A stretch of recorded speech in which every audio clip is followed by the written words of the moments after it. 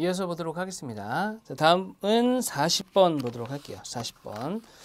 40번인 그 성예절, 직장 내 성예절과 관련된 지침에 대한 문제고요. 옳지 않은 것을, 적절하지 않은 것을 물어보고 있습니다. 자, 성 관련 이슈는 굉장히 많기 때문에 직업 윤리가 들어가는 기업의 경우는 꾸준히 나오는 문제다라고 보시면 될 것 같아요.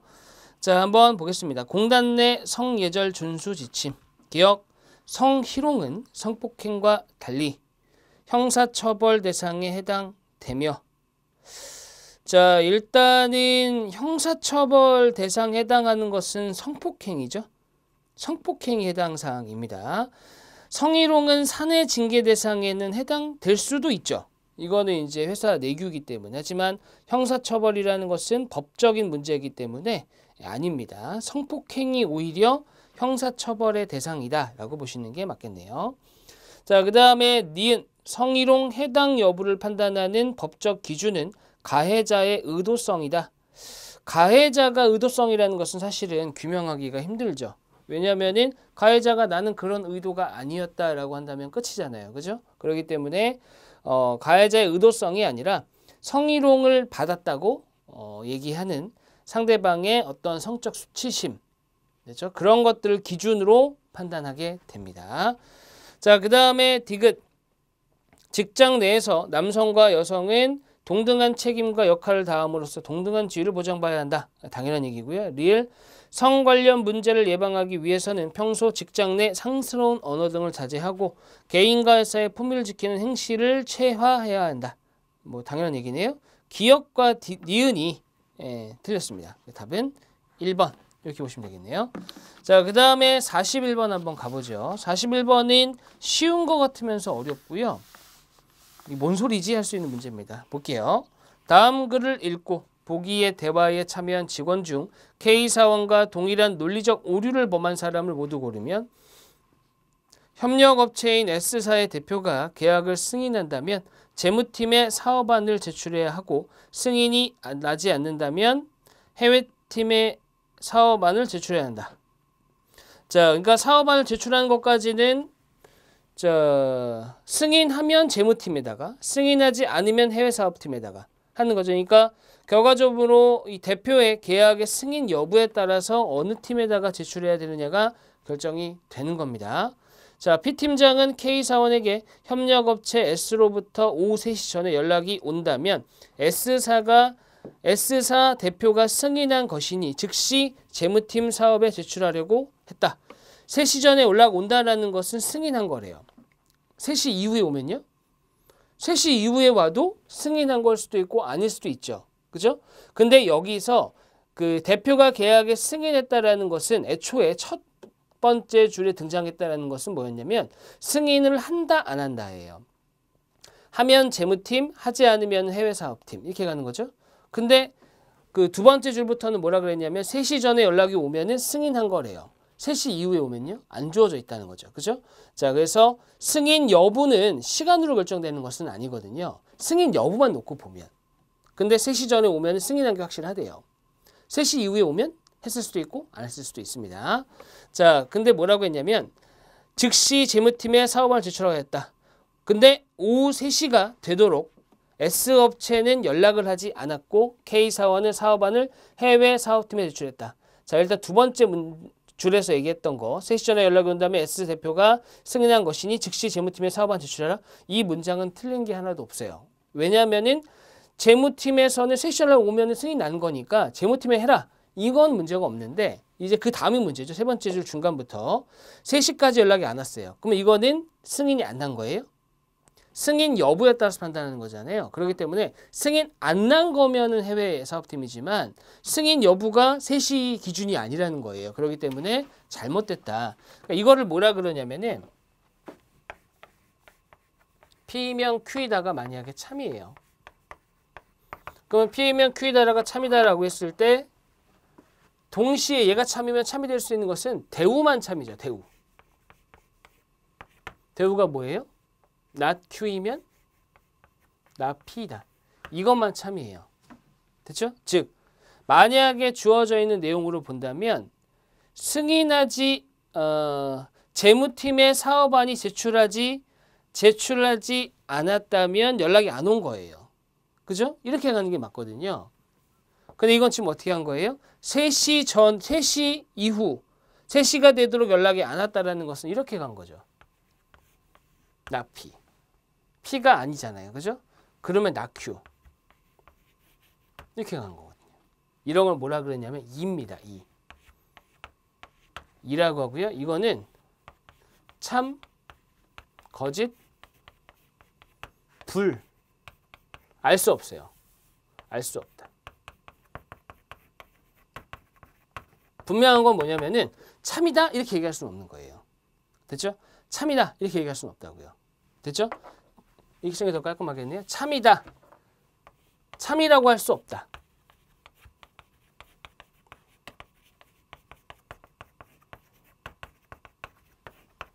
됐죠? 됐습니다. 이겁니다. 이를 가지고 얘기한 거예요. 자, 근데 이 문제에서는 좀 헷갈릴 수 있는 포인트가 있는데 I 팀장이 얘기한 것이 기준이거든요. 그래서 I 팀장이 기준이다라는 것을 줬어야 조금 더 명확한 문제가 됩니다. 자, I 팀장에서는 뭐라고 했냐? 기술 팀장은 고기를 먹으면 꼭 디저트로 커피류를 마셔. 이게 핵심이에요. 고기를 먹으면 커피를 마신다. 자, 지우겠습니다. 고기를 먹으면 커피를 마신다. 이렇게 할게요. 고기를 먹으면 디저트, 커피를 마셔. 커피류. 고이면 커이다. 이렇게 할게요. 자, 그런데 이렇게 동일한 논리의 오를 본받았다라는 것은 이렇게 간 걸 찾으라는 거죠. 고기를 먹지 않았으니 커피를 안 마셨다. 이걸 찾으라는 얘기입니다. 이거. 됐죠? 자, A 사원. 아메리카노를 마시고 계셨으니 고기를 드셨겠네요. A는 뭐 한 거예요? A는 아메리카노는 커피 중에 하나죠. 그래서 아메리카노를 먹었다는 얘기는 커피를 먹었다는 겁니다. 커피가 곧 아메리카노는 아니지만 아메리카노는 곧 커피죠. 자, 그렇기 때문에 아메리카노는 커피를 마신 거예요. 이렇게 간 거죠. 이걸 뭐라 그래요? 역. 역도 역시 이해와 똑같아요. 맞는지 틀렸는지 알 수는 없어요. 하지만 동일한 오류를 범했냐라고 물어본다면 그건 다른 얘기죠. A는 아닙니다. 자, 그 다음에 B. 아닐걸? 됐어요. 오늘 고기를 안 드셨어. not 고기. 그러니까 커피를 안 먹는데 정확하게 딱 들어가 있네요. 자, B가 됩니다. 자, 그 다음에 C. 주임. 오늘 커피를 안 드셨으니 커피를 안 드셨대요. 그랬더니 뭐라고요? 고기를 안 먹었대요. 바로 뭐예요? 대우입니다. 대우. 자, 그 다음에 D. 대리는 아까 이온 음료를 드시고 계셨어. 자, 이온 음료는 조금 애매하긴 한데 커피를 안 먹은 거죠. 커피 안 먹은 건 사실이잖아요. 그죠? 이온 음료를 먹었으니까. 그러니까 오늘은 고기를 드셨을 거야. 자, 요거는 아예 상관이 없는 내용인가요? not 커피면 고기가 아니다. 대우. 대우는 맞거든요. 이건 대우도 아니고 아무것도 아니에요. 그냥 이거는. 자, 그래서 맞는 것은 2번 비대리가 되겠습니다. 자, 다음 42번 가보겠습니다. 자, 42번인 한국가스안전공사의 고객 불만 사항에 대한 처리 프로세스이다. 기억 니은에 들어갈 말로 옳은 것은 사실은 이거는 가스안전공사에 해당 사항은 아니고 원래 고객 불만 사항 처리 단계입니다. 그렇기 때문에 이건 꼭 여기에만 해당되는 내용은 아니에요. 자, 일단 전화가 옵니다. 경청을 해요. 일단 그렇구나 이렇게. 그 다음에 감사와 공감을 표시합니다. 전화 주셔서 감사합니다. 그렇게 되셨군요. 그 다음에 사과를 해요. 불만 사항에 대해서 하는 것이기 때문에 사과를 해야 됩니다. 그 다음 해결 약속을 하고 그 다음에 실제로 어떤 일이 벌어졌는지 정보 파악을 한 다음에 처리를 합니다. 처리를 했어요. 그럼 끝내? 그게 아니죠. 처리를 했으면 처리가 되었다라고 얘기를 하고 그 다음에 사과를 다시 한번 해야 됩니다. 그래서 처리, 확인과 사과가 들어가야 되고 피드백이라는 것은 내부적인 피드백이죠. 그죠? 그래서 이런 불만사항이 있었고 이렇게 해결되었다. 앞으로 이런 불만이 없게끔 정비를 해야겠다. 이렇게 가는 것이 바로 처리 프로세스, 불만사항에 대한 처리 프로세스입니다. 답은 4번이네요. 자, 그 다음에 43번 가보도록 하겠습니다. 43번은 다음은 스마트 기술을 적용하여 쓰레기 수거 관리를 효율화한 사례이다. 자, 적절한 것은 그랬어요. 적절한 것. 일단은 선택지에 조금 어색한 내용들이 있거든요. 많이 봤던 내용들도 있지만 좀 어색한 내용들도 있는데 일단은 내용을 한번 확인해 보도록 하죠. 자, L사가 통신기술의 일종인 MB가 뭔지는 모르겠습니다만 MB의 바탕을 둔 스마트 쓰레기 수거 관리 시스템을 전국 곳곳에 구축한다. L사는 스마트 쓰레기통 시스템 개발업체 이큐브랩과 MB 네트워크 기반 상품 개발 및 공동 마케팅 상호 협력을 위한 양해각서 MOU를 체결했다고 31일 밝혔다. 양산의 스마트시티 시범 서비스로 고양시 구축 중인 NB 쓰레기 수거 관리 시스템을 서울, 부산, 제주, 전주 등에 구축을 했다. 자, 여기까지만 놓고 보면은 어떤 스마트 기술이 들어간지 몰라요. 그냥 MB라는 것이 있다. 스마트 쓰레기 수거 관리 시스템이다. 여기까지밖에 모르는 거죠. 자, 양사의 스마트 쓰레기 수거 관리 시스템은 센서가 달린 대로변과 주택 밀집 지역, 쓰레기통에 쓰레기가 얼마나 쌓여 있는지를 파악해 NB 전용망을 거쳐 각 지자체 관제센터와 관할 환경미화 스마트폰으로 실시간 전송하는 방식으로 운영된다. 자, 보세요. 쓰레기가 얼마나 쌓였는지를 파악해 NB 전용망을 거쳐 관제센터, 그 다음에 관할 환경미화 스마트폰으로 실시간 전송이 되죠. 누가 보낸 거예요? 기계가 보낸 거예요. 그죠? 이런 걸 뭐라 그래요? 사물 인터넷. 사물과 소통을 하는 거예요. 사물과 사물, 사물과 사람 간의 소통이 바로 사물 인터넷입니다. 그래서 답은 4번이 되겠죠. 4번. 됐죠? 이런 시스템 자체가 사물 인터넷, IoT입니다. IoT. 자, 나머지는 그래도 좀 보셨을 텐데 1번의 텐서플로우가 좀 어색한 단어로 보입니다. 이 텐서플로우라는 것은 구글이 개발한 기계 학습 엔진이고요. 검색이나 그 다음에 검색이라는 음성 검색도 있고요. 그 다음에 음성 인식, 번역 이런 것들을 하는 것이 바로 텐서플로우입니다. 자, 그래서 이건 구글이 개발했다. 그렇게 보시면 될 것 같습니다. 좀 어색한 단어라서 설명을 좀 드려봤고요. 나머지는 아시는 단어들이죠. 자, 됐습니다. 답은 사물인터넷 4번입니다. 실제로 사물인터넷 이런 문제들이 굉장히 많이 나와요. 실제로 빅데이터, 머신러닝 이런 것들이 많이 나오니까 꼭 같이 기억하시길 바라겠습니다.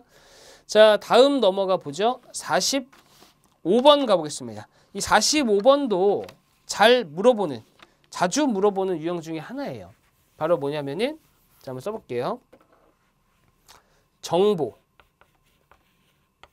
이제 우리 그 문제에서는 정보가 아니라 데이터, 죄송합니다. 데이터가 먼저고요. 또는 다른 말로 자료 이렇게 얘기합니다. 자료. 그 다음에 정보가 있습니다. 그 위에 정보가 있고요. 자, 그 다음에 그 위에 뭐가 있어요? 지식. 요 정도까지만 보셨을 거예요. 근데 이 위에 하나 또 있죠. 바로 뭐예요? 최근에는 이것도 많이 얘기하는데 지혜까지. 이렇게 4가지를 얘기를 합니다. 자, 일단은 데이터가 뭔지를 봐야 되는데 데이터라는 것은 순수한 수치, 기호 이런 것들을 데이터라고 합니다.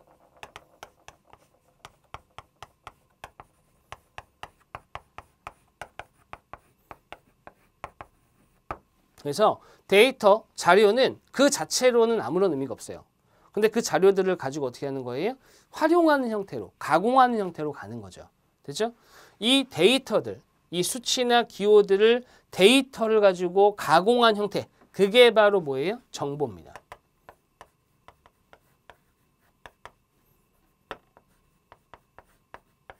데이터를 가공. 그래서 정보를 만드는 것이고요. 그 다음에 지식이라는 게 있습니다. 지식은 뭐냐면은 정보를 가지고 어떻게 하는 거예요? 정보를 가지고 행동 예측을 하는 게 지식입니다. 일종의 가공이죠.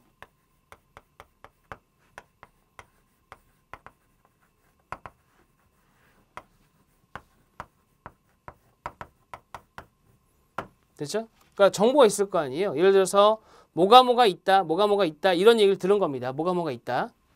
어떤 게 이런 거죠. 예를 들면 휴대폰이다 라고 한다면은 10대의 휴대폰 자급제 비율, 요즘 자급제 이슈니까 20대의 휴대폰 자급제 비율, 30대의 휴대폰 자급제 비율 점점점.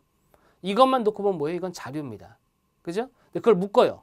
10대들의 이런 겁니다. 죄송합니다. 잘못 얘기했어요. 자, 데이터는 이거죠. 자급제를 연령에 상관없이 쭉 모아놓은 거예요. 쭉 모아놓은 거 자급제, 자료입니다. 그 중에 10대로 구분, 20대로 구분, 30대로 구분. 이게 바로 뭐예요? 정보죠, 정보. 그죠? 지식이라는 건 뭐예요? 이 정보가 의미하는 바가 뭐냐. 아, 10대들은 이런 성향이 있다. 20대들은 이런 성향이 있다. 이렇게 파악하는 것이 지식입니다, 지식. 그 다음에 이제 지혜가 있는데, 지혜는 뭐냐면은 지식 있죠? 이 지식을 축적을 합니다.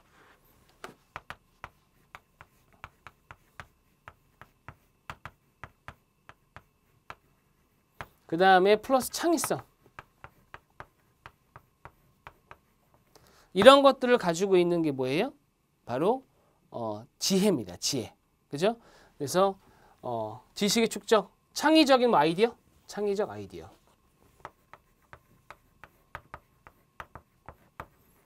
자, 이런 것들이 바로 지혜가 되는 거지. 여기까지 기억하셔야 돼요. 예전에 여기까지만 기억하셨다면 여기까지. 자, 한번 보겠습니다. 기억. 문제에서는 옳지 않은 걸 물어봤어요. 기억. 지혜란 상호 연결된 정보 패턴을 이해하여 이를 토대로 예측한 결과물이다. 정보를 가지고 예측한 결과물, 행동 예측, 지식에 해당하죠. 기억 틀렸습니다. 다음 니은. 데이터란 객관전 사실로서 다른 데이터와 상관관계가 없는 가공 전 순수 수치 및 기호. 됐죠? 자, 데이터, 자료입니다. 니은은 맞는 내용이고요. 디귿.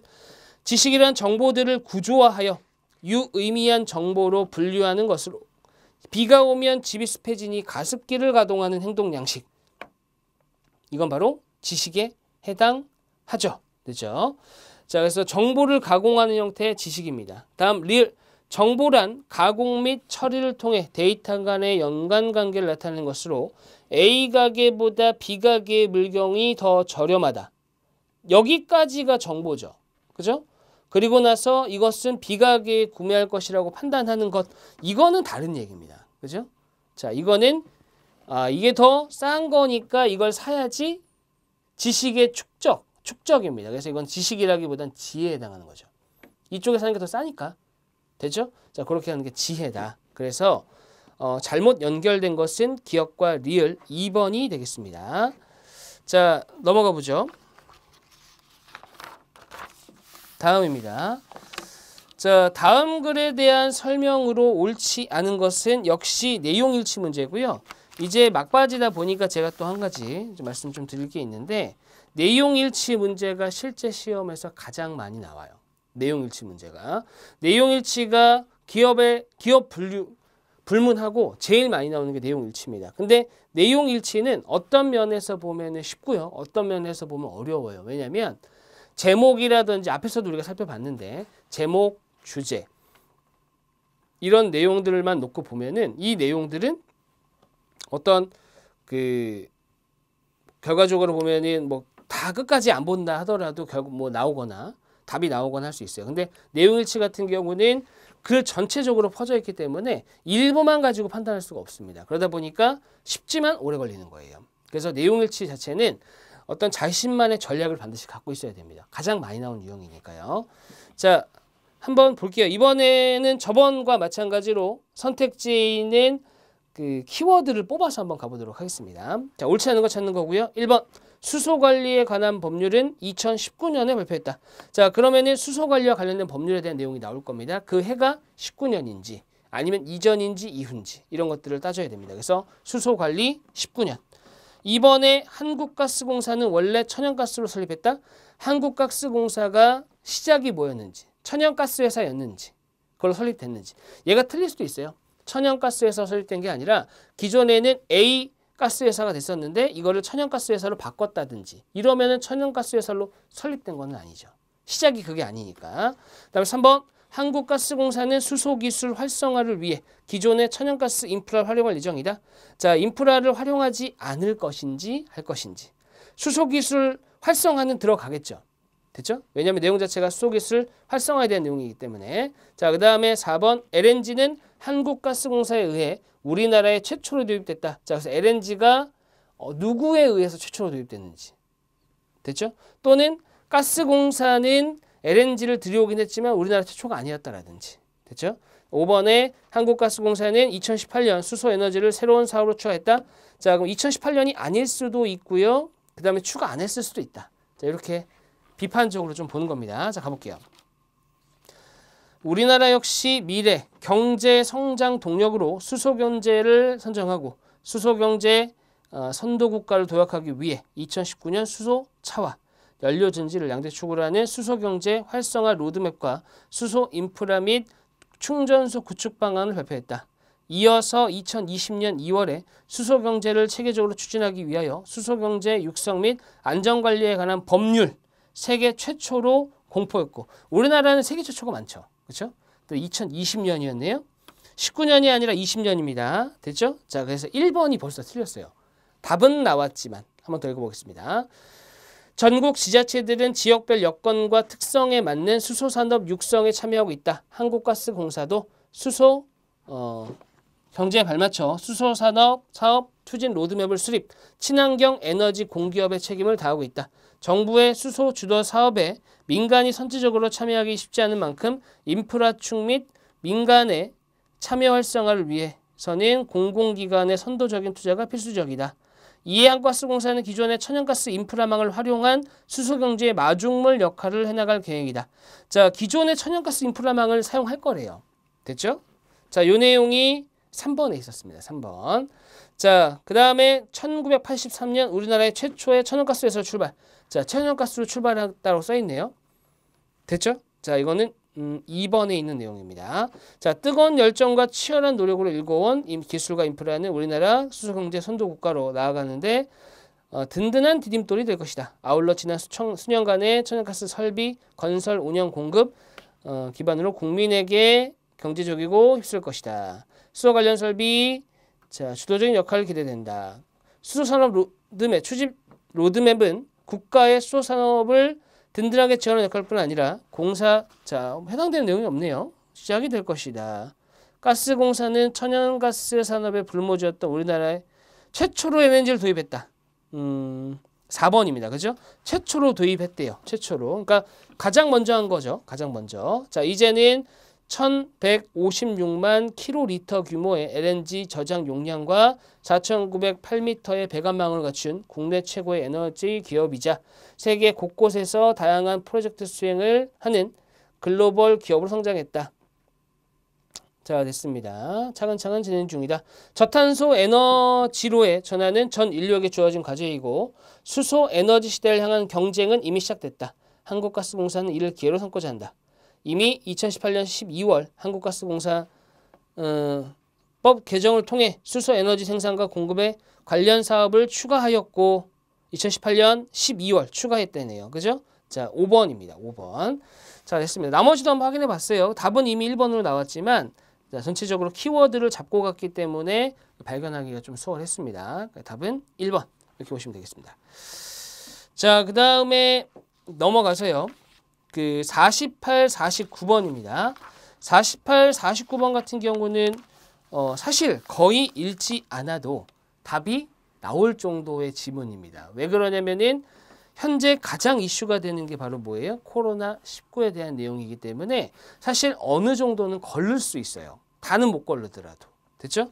자, 물론 이제 코로나19에 대해서 얼마만큼 아느냐에 따라서 달라지기도 하지만 걸러낼 수도 있습니다.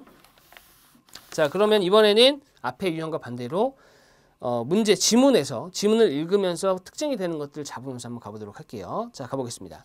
2012년까지 사람들은 큰 규모의 유행을 일으키는 코로나 바이러스 감염은 에어로졸 전파가 가능한 의료기관 내 시술을 하는 상황이 아닌 이상 비말 감염이 주된 경로로 알고 있었다. 그래서 확진자를 진료하는 환경에서만 레벨 D 보호구를 권고할 뿐이고 지역사회에서는 사회 거리두기나 마스크까지 필요하지 않다고 생각했다. 이 정도까지 전파됐던 적이 없으니까요. 그러나 2015년 한국에서 유행한 메르스를 통해 과밀한 의료기관의 환자 대기 공간에서만도 얼마나 많은 슈퍼 전파 사건이 초래되었는지 경험할 수 있었다. 지금 같지는 않지만, 지금만큼은 아니지만. 자, 그렇기 때문에 우리나라 전문가들은 다른 어떤 나라보다도 의료기관 내에서 보호구 수준을 정하는 데 있어서 가장 보수적일 수밖에 없었다. 자, 이거는 어떻게 보면은 전화 위복이 될 수도 있는 건데, 그 전에 그 슈퍼 전파 사건들이 굉장히 많았고, 감염된 사람이 타 국가에 비해서 훨씬 많다 보니까 보수적이 돼버린 거예요. 준비에 있어서. 이렇게 된 나라가 없었거든요. 그죠? 그러다 보니까 어떻게 된 거예요? 보수적으로 바뀌어서 더 잘 준비할 수밖에 없었다. 이겁니다. 더욱이 코로나19는 감염력을 의미하는 재생산 지수가 독감이나 사스, 메르스보다 월등히 높은 3에서 5다. 재생산 지수라는 것이 딱히 나와 있지는 않지만 쉽게 생각하면 이런 겁니다. 3이라는 것은 한 명이 감염됐다. 그러면 3명까지도 감염될 수 있다는 얘기죠. 그러니까 한 명이 감염되면 3명한테 옮긴다는 얘기예요. 자, 접촉자 감염만을 통제하던 초반과 달리 지역사회 전파가 주된 감염 경로가 되었다. 메르스만 해도 종숙주 동물인 단복 낙타에서는 무증상기에는 어떤 의미 있는 전파가 일어나지만 사람 간에는 무증상기 전파가 없기 때문에 주로 중증 폐렴이 있는 사람들은 중심으로 슈퍼 전파만 통제하면 지역별로 종식이 가능했었다. 제한적이었다는 얘기입니다. 자, 그러나 코로나19는 중증 폐렴보다 오히려 가벼운 상기도 간염. 자, 시기부터 상당히 많은 양의 바이러스가 배출되고, 자, 상기도 간염이라는 것이 뭔지는 모르겠지만 가벼운 상기도 간염인 거 보니까 감염되자마자인 것 같아요. 그죠? 감염되자마자. 경로는 아니더라도 최소한 무증상기에 전파 가능성이 있기 때문에 감염 증상이 있기 2일 전부터 접촉한 사람들로 접촉 간주할 정도이다. 결국 이를 대응하는 의료진으로서는 방역을 포기하지 않는 엄청난 수의 접촉자를 관리하고 검사해야 한다는 결론에 동착했다. 또한 무증상기 감염 전파를 차단하기 위해서 강력한 사회적 거리두기를 모든 사람에게 요구할 수밖에 없었다. 사실 우리나라가 가장 잘하고 있죠. 그렇죠? 자, 효과적인 치료제나 백신이 빠른 시일에 나올 가능성이 낮기 때문에 결국 인류는 이 병을 극복하지 못할 것이라는 암울한 전망도 있다. 사스나 페스트처럼 이유 없이 시작되고 이유 없이 스스로 뭐뭐가 되기 전에는 바이러스가 사람을 안정적인 종숙주로 생각하고 독감처럼 계절마다 찾아오는 형태가 될 가능성도 있다. 자, 그러면은 시작되고 이유 없이 어떻게 돼야 되죠? 계절 독감이 되려면은 시작되고 없어져야 돼요. 계절별로. 자, 그러면은 기억에 들어가는 것은 시작과 반대되는 뜻이 들어가야 되겠죠? 자, 종식밖에 없네요. 그죠? 자, 일단 49번의 답이 먼저 나왔네요. 의외로. 자, 종식입니다. 바이러스가 사람을 됐고요. 그렇기 때문에 일부 유럽 국가에서 집단 면역에 무게를 둔 방역 정책을 한다고 해제될 수 있을 정도이다. 이게 집단 면역이라는 게 뭐냐면은 계절 감기, 독감 수준으로 낮추겠다는 얘기예요. 근데 이걸 시도했던 국가들이 모두 다 실패했어요. 그죠? 실패한 건지 아니면은 겁을 먹는 건지까지는 모르겠지만 일단은 전 세계적으로 시도했던 국가들은 모두 실패했다고 합니다. 자, 됐습니다. 그렇지만 정작 해당 국가도 집단 면역 정책으로 주장하지는 않았으며 특히 코로나19가 적극적인 개입 없이 개인 위생과 고위험군의 통제만으로 통제될 수 있을 것이라는 주장을 한 것은 더더욱 아니다. 됐죠? 개인 알아서 하세요는 아니었다는 겁니다. 집단 면역에 기대한 정책이 필연적으로 더 많은 감염 확산과 사망자를 초래한다는 것은 인정하지만 우리나라 인구 계산을 볼 때 전제된다. 방역당국이 언제까지나 전국민 방역동선을 관리하고 엄격한 사회적 거리두기를 강요할 수 없다고 생각한 데서 비롯된 차선의 입장에 가깝다. 즉 지금 한국과 같은 방역당국이 하고 있는 수준의 감염자와 접촉자 관리가 불가능하다고 전제한 입장이라고 사료가 된다. 결국 어느 나라의 정책이든지 모범 정답은 없고 각각의 지역 특성과 인구의 연령, 질병 구성, 주거의 밀집 정도, 정부의 방역 개입에 대한 사회적 합의 정도의 차이에 따라서 다를 수밖에 없다는 것을 이해한다. 결국 우리는 메르스 때 치렀던 대가보다 더 큰 변화에 대한 욕을 지금 받게 되었다. 병원은 그래도 감염 환자의 격리나 의심 환자의 동선 관리라는 것이 원칙적으로 전제하기 때문에 힘들더라도 시간과 함께 우리 의료기관이 점진적으로 더 안전한 병원이 될 수 있겠지만 교육시설, 관공서, 점점점 등은 호흡기 감염병을 막아내기 위한 안전한 체계를 가진다는 것은 정말 쉽게 상상이 가지 않는다. 그렇지만 우리 미래이기 때문에 필연적으로 이루어야 될 변화이다 라고 했습니다. 자, 내용 자체는 우리가 알고 있는 내용인데 어떤 기간, 시점 이런 것들에 대한 물음이 있을 때는 좀 헷갈릴 수 있는 포인트가 있어요. 자, 한번 가보겠습니다. 일치하는 것. 1번 2012년에 전염 방지를 위해 사회적 거리두기나 마스크 사용 공고했어요? 안 그랬어요. 그죠? 이거는 지금 레벨 D 보호구를 공고할 뿐이었습니다. 어디에서? 확진자를 진료하는 환경에서만. 그죠? 하지만 사회적 거리두기나 마스크까지 필요하지 않다고 생각했어요. 기존에는. 12년까지는. 자, 그래서 이거는 잘못된 내용. 그 다음에 2번 재생산 지수는 메르스가 코로나보다 높아요? 코로나가 더 높죠. 됐죠? 자, 코로나19는 증상이 나타나지 않는 시기에 바이러스 옮기지 않아요? 무증상 감염이 된다고 써 있었잖아요. 그죠? 자, 그 다음에 4번에 몇몇 유럽 국가들은 코로나19, 그러니까 개인 위생과 고위험군 통제만 통제됐을 거라 생각한다? 아니죠. 이것만으로는 안 된다고 써 있었잖아요. 그죠? 5번에 집단 면역이 정책적으로 시행된다면 필연적으로 더 많은 집단 면역이 시행된다면 필연적으로 더 많은 감염의 확산과 사망자를 초래할 것이다. 자, 요 내용은 있었다는 거죠. 됐죠? 자, 그렇기 때문에 답은 5번이 되는 거죠. 5번입니다. 그 집단 면역 자체를 포기했다라고 보시면 되니까요. 됐죠? 자, 됐습니다. 다음 49번까지 봤고요. 50번입니다. 50번은 수학 분석이네요. 수학 분석은 문제 해결 능력이기도 하고 조직이의 능력이기도 하죠. 자, 어디에 출제가 돼도 문제가 없는 파트라고 보시면 될 것 같습니다. 자, 수학 분석의 결과가 다음과 같을 때 보기의 설명 중 한국가스공사에 대한 수학 분석의 내용으로 옳은 것을 고르시오. 자, 일단 수학 분석이다라고 하면은 내부적 요소, 강점과 약점, 그 다음에 외부적 요소, 기회와 위협, 이 두 가지 각각 하나씩 해갖고 조합하는 거죠. 그래서 어떻게 되는 거예요? W5부터 시작해서 WT, 그 다음에 죄송합니다. SO, ST, WO, WT 이렇게 가는 거죠. 네 가지. 그래서 SO는 강점, 기회. 그래서 강점으로 기회를 살린다. SO 전략. 그 다음에 강점과 위기, 위협적인 요소. 강점으로 위기를 극복한다. WO. 시장은 좋은데 회사가 안 좋은 거죠. 그래서 약점을 보완해서 기회를 살린다. WT는 좀 여러 가지로 해석될 수 있지만 일반적으로 약점인 상태인데 시장도 안 좋아요. 그러면 약점은 보완하고 위기는 회피. 그렇게 가는 것이 이 네 가지 전략을 이용한 수학 분석이 되겠습니다. 자, 일반적으로는 디테일하게 들어가진 않고 보통 조합으로 나와요. 조합. 그렇죠? 그래서 둘의 상관관계는 잘 모르겠고 강점과 기회 엮습니다. 그게 SO고. 강점과 위기적 요소 엮습니다. 왜 그런지 모르겠는데. 그렇게 가는 것이 일반적이에요. 됐죠? 자, 한번 보겠습니다. 강점에는 해외가스 공급 기간 대비 높은 LNG 구매력, 그 다음에 세계적 우수한 배관 인프라, 그 다음에 타 연료 대비 높은 단가, 그 다음에 기회는 북아시아 가스관 사업 추진 논의 지속, 수소자원 개발 고도화 추진 중, 위협적인 요소는 천연가스에 대한 수요 감소 추세, 원전 재가동 확대의 재생 전망에 따른 에너지 점유율 감소 가능성 이렇게 되어 있습니다. 자, 기억 보겠습니다. 해외 기관 대비 LNG 확보가 용이하다는 점, 이것은 강점이죠. 강점. 그 다음에 북아시아 가스관 추진 시 우수한 효율을 이용한 것은 SO 전략. 자, 제가 말씀드렸죠? 보통 나열한다. 나열. 엮습니다. 기억은 SO 전략 맞습니다. 자, 다음 니은 지속적으로 감소할 것으로 전망되는 천연가스를 수요를 북아시아 가스관 사업을 통해 확보하는 것은 ST 전략이다. 자, ST 전략이다라고 했는데 지속적으로 감소한대요. 수요가. 이거는 위협적인 요소죠. 그죠? 그래서 북아시아 가스 사업을 통해 확보하는 것. 자, 이거는 전략이 아니죠. 왜냐하면 OT예요. OT.